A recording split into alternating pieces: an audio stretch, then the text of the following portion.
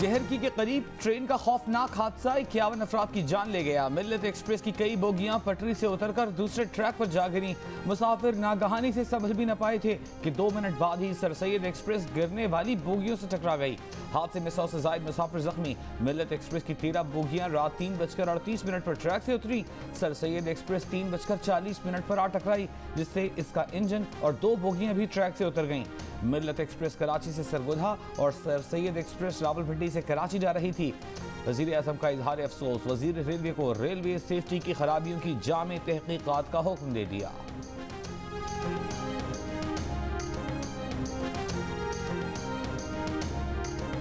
हादसे का जिम्मेदार कौन? रेलवे हुकाम ने एक दूसरे पर जिम्मेदारी डालना शुरू कर दी। Deputy superintendent railway Sukkur Tariq Latif ने बताया कि रेलवे का ट्रैक काफी पुराना है। कई बार इकदाम करने के लिए महकमे के आला हुकाम को लिखा पर कुछ न हुआ। चीफ इंजीनियर का 4 जून का खत भी सामने आ गया। डीएस रेलवे सखर को लिखा कि आपको मुरम्मत के लिए तमाम वसाइल फराहम कर दिए गए हैं। मंजूर शुदा बजट से ज्यादा मशीनें, रकम और सामान मुहैया किया गया। आपने तमाम वसाइल मिलने के बावजूद अब तक मुरम्मत का काम शुरू क्यों नहीं किया? आपकी इस नाअहली से किसी भी वक्त कोई बड़ा हादसा हो सकता है। जवाब में डीएस रेलवे ने कहा कि जितने पैसे मांगे थे वो मिले नहीं। 100 रुपए का काम 1 रुपए में नहीं होता। गुड्डे गुड्डी का खेल नहीं, हजारों लोगों की जिंदगियां दांव पर लगी होती हैं।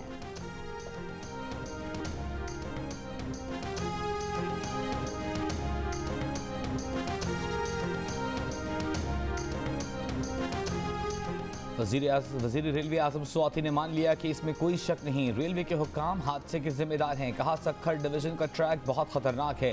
3 दिन कबल डीएस रेलवे सखर ने वाज़ेह कर दिया था कि वो इस ट्रैक पर ट्रेनों को नहीं चला सकते।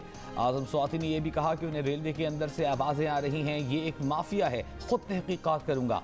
सखर का डीएस अच्छा इंसान है। आज़म स्वाति ने कहा कि हादसे के जिम्मेदारों को मुआफ नहीं किया जाएगा।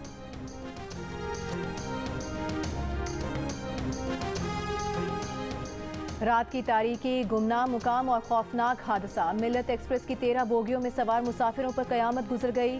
फौरी इमदादी कार्रवाई शुरू नहीं हो सकी। इमदादी टीम्स को पहुंचने में ताखीर हुई। ऐनी शाहिदीन के मुताबिक 2 घंटे तक कोई मदद को ना पहुंचा।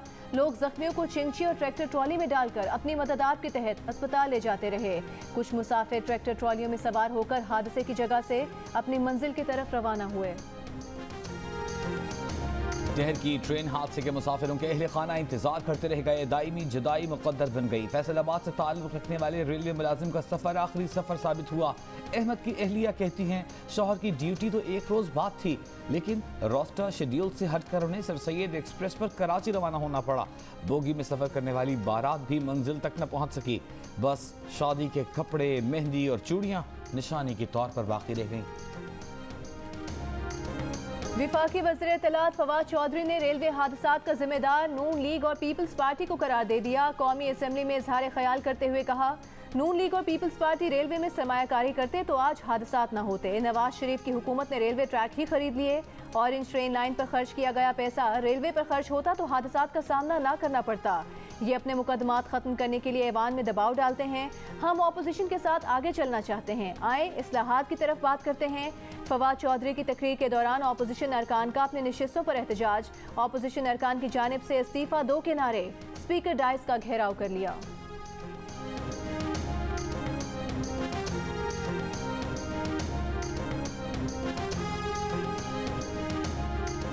वज़ीर इत्तलात साहब अपने करतूतों का जायजा लें, आपकी वजह से रेलवे तबाह हो गई है। साबिक वज़ीर रेलवे साहब रफ़ीक का फवाद चौधरी का जवाब। कहा हादसा इसलिए हुआ कि ट्रैक की मेंटेनेंस ही नहीं की जा रही थी। आपने रेलवे का निज़ाम तबाह करके रख दिया है। करोड़ों रुपए का रेलवे को चूना लगाया जा रहा है। जो पैसे मिलते हैं वो कहाँ जाते हैं? अब रसीदें आपने निकालनी हैं। आप तो लोधरा हादसे पर इस्तीफ़ा मांग रहे थे, अब इस्तीफ़ा याद नहीं। साद रफ़ीक ने हादसे की जुडिशल इंक्वायरी का मुतालबा कर दिया। बिलावल भुट्टो सरदारी का ट्रेन हादसे पर वज़ीर आज़म और वज़ीर रेलवे से मुस्ताफ़ी होने का मुतालबा। कहा वज़ीर आज़म तो कहते थे कि जब ट्रेन हादसा हो तो वज़ीर और वज़ीर आज़म को मुस्ताफ़ी हो जाना चाहिए। वज़ीर इत्तलात ने हादसे पर अफसोस का इजहार किया। हमें अफसोस का इजहार नहीं, जवाब चाहिए कि इस हुकूमत में ट्रेन के इतने हादसात क्यों हो रहे हैं। 4 बजे तक अवाम मदद के मुंतज़िर रहे, कोई नहीं पहुंचा। वज़ीर रेलवे को भेजने के लिए वज़ीर आज़म को ट्वीट करना पड़ा। बिलावल भुट्टो की नून लीग पर भी तनकीद। नून लीग के अरकान को कागजी ओहदेदार करार दे दिया। नून लीग का बिलावल भुट्टो के रिमार्क्स और एहसन इकबाल को बोलने की इजाज़त न मिलने पर ऐवान से वॉकआउट। सक्खर डिवीजन में 13 मकामात पर ट्रैक की हालत ठीक न होने की तहरीरी रिपोर्ट के बावजूद मुजरिमाना गफलत क्यों बरती गई? शहबाज शरीफ का हुकूमत से सवाल। वाक़ई की गैर जानिबदाराना तहकीकात का मुतालबा। मौलाना फजलुर रहमान बोले, ट्रेन हादसों की रोकथाम तभी मुमकिन है जब गफलत के मुर्तकब अफराद को सजा दी जाएगी। अमीर जमात इस्लामी सिराजुल हक ने कहा, एक साल में ट्रेन के 137 हादसा हुए, हुकूमत खामोश तमाशाई बनी हुई है।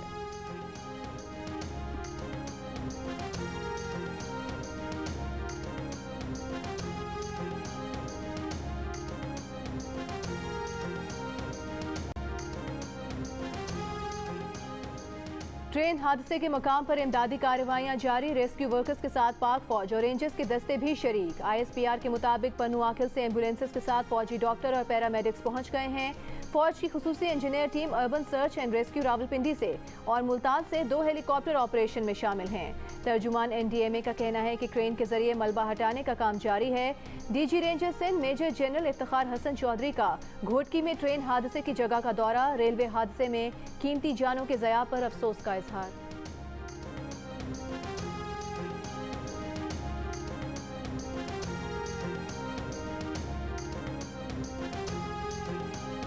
कौमी इक़्तिसादी काउंसिल ने बजट अहदाफ की मंजूरी दे दी। वफाकी तरक्याती बजट 900 अरब रखने की मंजूरी दे दी गई। सूबों का तरक्याती बजट 1202 अरब रुपए रखने, आइंदा माली साल के लिए सालाना शरह नमू 4.8% मुकर्रर करने की मंजूरी दे दी गई।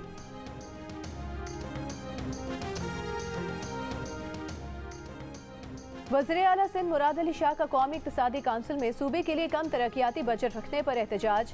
कम तरक्याती बजट पर इख्तिलाफी नोट जमा करवाने का फैसला। इजलास के बाद प्रेस कॉन्फ्रेंस करते हुए मुराद अली शाह ने कहा, सिंध के साथ शदीद नाइंसाफी हो रही है। सिंध को पहले से कम बजट दिया जा रहा है। 4 साल पुरानी स्कीमों के लिए वही बजट है। सूबों से मुशावरत नहीं की गई, विफाक में बैठकर फैसले किए गए।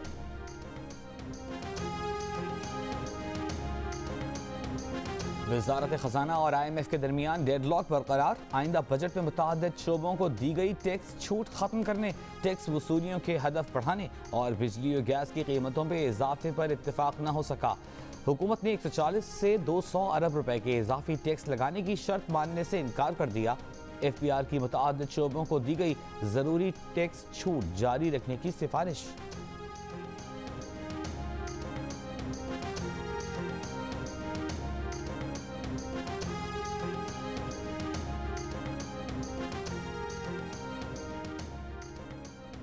वज़ीर-ए-आज़म इमरान खान ने कम लागत घरों की आवाम तक रसाई के लिए दरखास्तों की वसूली के लिए मोबाइल यूनिट का इफ्तिताह कर दिया।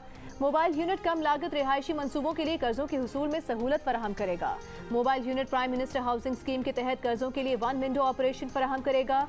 यूनिट इब्तदाई तौर पर रावलपिंडी, इस्लामाबाद और गिरदो नवाह में सहूलत फराहम करेगा।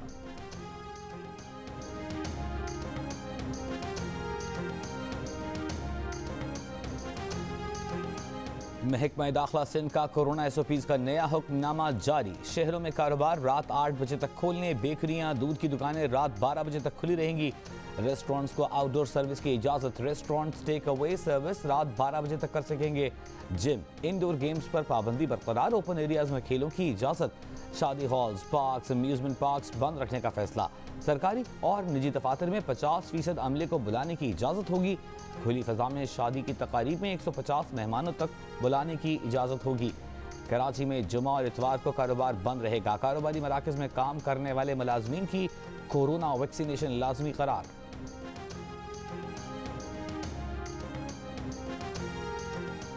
पाकिस्तान में कोरोना मुस्बत केसेस की शरह में मुसलसल कमी। 24 घंटों के दौरान कोरोना के मुस्बत केसेस की शरह 3% रिकॉर्ड की गई। कोरोना के मजीद 1490 नए केसेस सामने आ गए। कोरोना के मजीद 58 मरीज इंतकाल कर गए। गुज़श्ता रोज कोरोना के 49,285 टेस्ट किए गए। पंजाब में कोरोना मुस्बत केसेस की शरह 1.4, लाहौर में 1.6, पेशावर में 6% और बलूचिस्तान में तकरीबन 7% रिकॉर्ड की गई। पंजाब, इस्लामाबाद और आज़ाद कश्मीर में आज से पहली ता 8वीं जमात के लिए स्कूल खुल गए। सिंध के तालीमी इदारों में 9वीं से 12वीं जमात तक तदरीस का आगाज़। खैबर पख्तूनख्वा में जामियात भी खुल गईं। खैबर पख्तूनख्वा और बलूचिस्तान के स्कूल्स पहले ही खुल चुके हैं।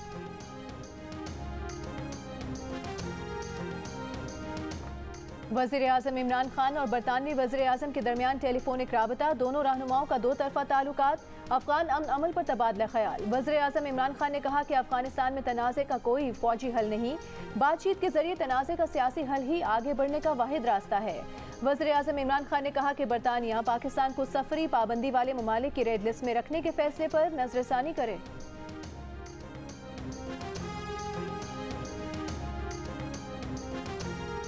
इलेक्शन कमीशन में इलेक्ट्रॉनिक वोटिंग मशीन और इंटरनेट वोटिंग से मुतालिक इजलास। वफाकी वज़ीर इत्तलात और नशरियात फवाद चौधरी का कहना है कि अगला इलेक्शन 2023 में नए मैकेनिज्म के तहत होगा।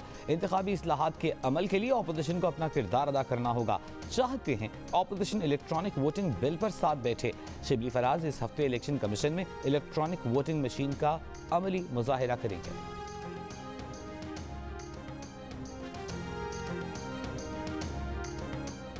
तर्जुमान मुस्लिम लीग नून मरियम औरंगजेब का कहना है 2018 के इलेक्शन चोर अब इलेक्ट्रॉनिक मशीन से चोरी का मंसूबा बना रहे हैं। इमरान साहब इलेक्ट्रॉनिक वोटिंग मशीन के लिए नहीं, फॉरेन फंडिंग केस में पेश हों। ऑपोजिशन इलेक्शन चोरों के साथ इंतखाबी इस्लाहात के लिए नहीं बैठेगी। ऐवान को बाईपास करके जाने वाली कानून साजी मुस्तरद करते हैं।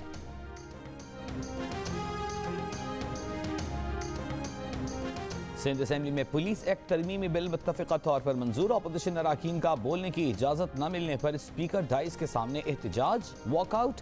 इजलास में डहर की ट्रेन हादसे में जाँ बहक अफराद के लिए दुआए मग़फ़िरत, ज़ख्मियों की जल्द सेहतियाबी के लिए दुआ।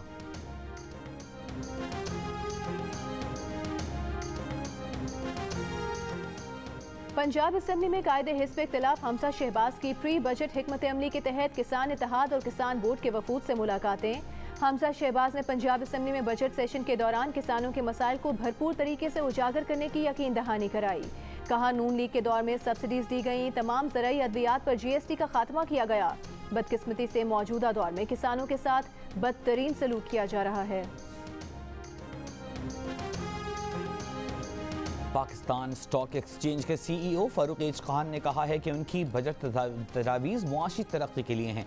बचत, सरमायाकारी, डॉक्यूमेंटेशन को फ़रोग़ देना बजट तजावीज़ का महवर है। फारूक एच खान ने GNA से गुफ्तगू में कहा कि मुआशी तरक्की के लिए फ़ाल कैपिटल मार्केट ज़रूरी है। लिस्टिंग बढ़ने से FBR की आमदन बढ़ेगी। वज़ीर ख़जाना और उनकी टीम ने उनकी बजट तजावीज़ पर मुस्बत रद्द अमल दिया है। बलूचिस्तान के जिला वाशु की सब तहसील माशकिल में वेल्डिंग की दुकान, गैस सिलेंडर का धमाका, 8 अफराद जान बहक।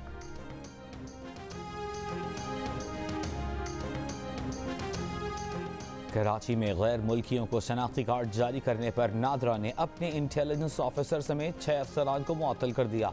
वजारत दाखिला का जाली शनाख्ती कार्ड के इजरा पर बड़े पैमाने पर तहकीकात का फैसला।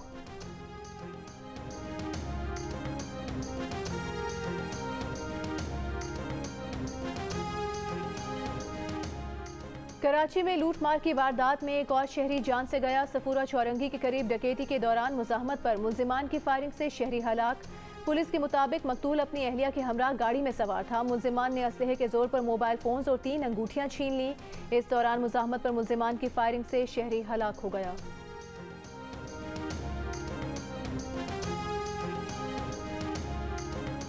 लाहौर में MPA जुगनू मोहसिन की गाड़ी पर हमले का मुकदमा नामजद मुल्जिम यासीन और 6 नामालूम अफराद के खिलाफ दर्ज। FIR में कहा गया है कि हुजरा मोड़ पर 2 मुसल्ला और 2 लाठियों से लैस अफराद ने हमला किया। गाड़ी पर गोली चलाई गई जो गाड़ी को न लगी। एक शख्स ने लाठी मारकर गाड़ी का शीशा तोड़ दिया। पुलिस ने गाड़ी पर हमले के इल्जाम में 2 मुल्जिमान को गिरफ्तार कर लिया।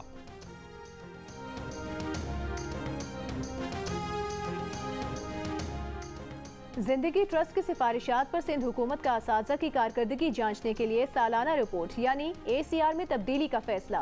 नई रिपोर्ट में अब क्लास को संभालने, मनसूबाबंदी, क्लासरूम जायजा, दर्स के मनसूबे की बुनियाद पर उस्ताद का जायजा, क्लासरूम में मुस्बत माहौल, वालिदैन से सेहतमंदाना गुफ्तगू और तलबा के काम की दुरुस्त चेकिंग जैसी चीज़ें शामिल होंगी। जिंदगी ट्रस्ट के सरबराह शहजाद रॉय का कहना है कि ये सिंध हुकूमत की जानिब से बड़ा कदम है। इस तरह की मुस्बत चीज़ों का नफाज दीगर महकमों पर भी होना चाहिए।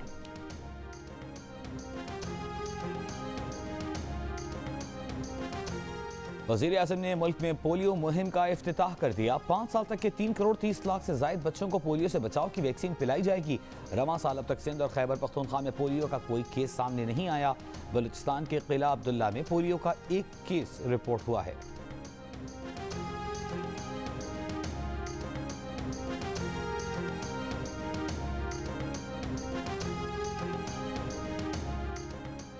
हुकूमत सिंध के तर्जुमान मुर्तजा वहाब ने कहा है कि मोटरवे बनाना विफाक की जिम्मेदारी है, सूबे की नहीं, बजाय इसके कि वो फंड रखते उन्होंने पब्लिक प्राइवेट पार्टनरशिप का फैसला किया।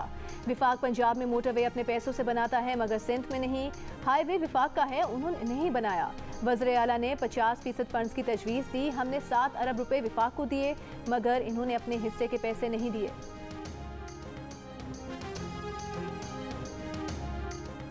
सिंध और पंजाब के बैराजों पर न्यूट्रल अफसरान तैनात, नोटिफिकेशन जारी। पंजाब और सिंध ने इरसा के अहकामात मिलने के बाद 9 रुकनी टीम बना दी। टीम रोजाना की बुनियाद पर पानी की आमद और अखराज चेक करेगी।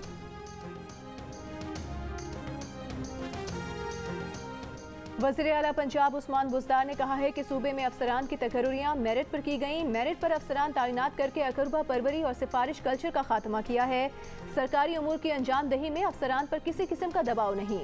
साबिक हुक्मरानों ने जाती पसंद और नापसंद पर अफसरान को तज़हीक का निशाना बनाकर गलत कल्चर को परवान चढ़ाया।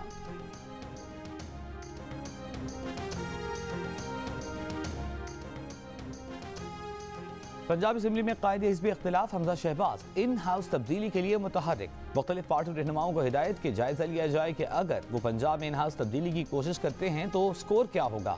नून लीग के रहनुमा इन हाउस तब्दीली की टाइमिंग पर भी मुशावरत करेंगे और हम ख्याल अरकान को बजट के दौरान गैर हाजिर रहने पर कायल करेंगे।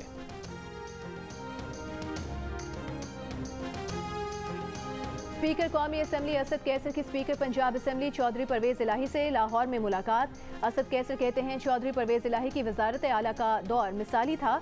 परवेज इलाही ने कहा कि इदारों की मजबूती मुल्क की तरक्की के लिए कलीदी हैसियत रखती है। फौज जुरत और शुजात की अलामत है। पार्लिमानी सिस्टम और जमहूरियत के इस्तेहकाम के लिए असम्बलियों के माबैन वफूद का तबादला जरूरी है।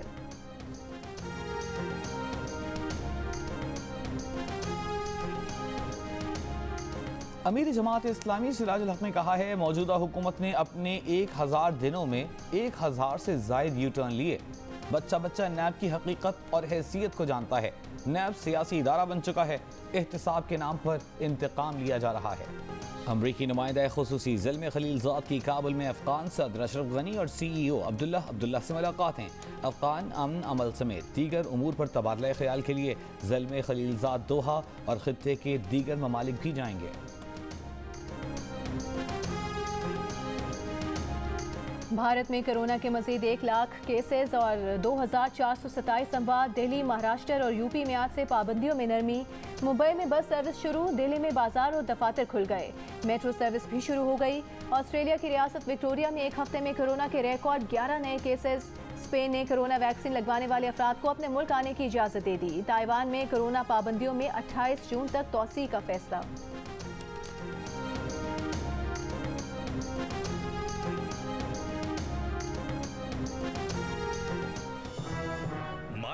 मंगू मंगू जान मंगू द वॉशिंग मशीन। दोस्तों वक्त आ गया है कि कोरोना वायरस के खिलाफ हम अपनी आस्तीनें चढ़ा लें। भाई कोरोना वैक्सीन जो आ गई है। मामूल की जिंदगी की बहाली चाहते हैं तो वैक्सीन को हाँ, कोरोना को ना।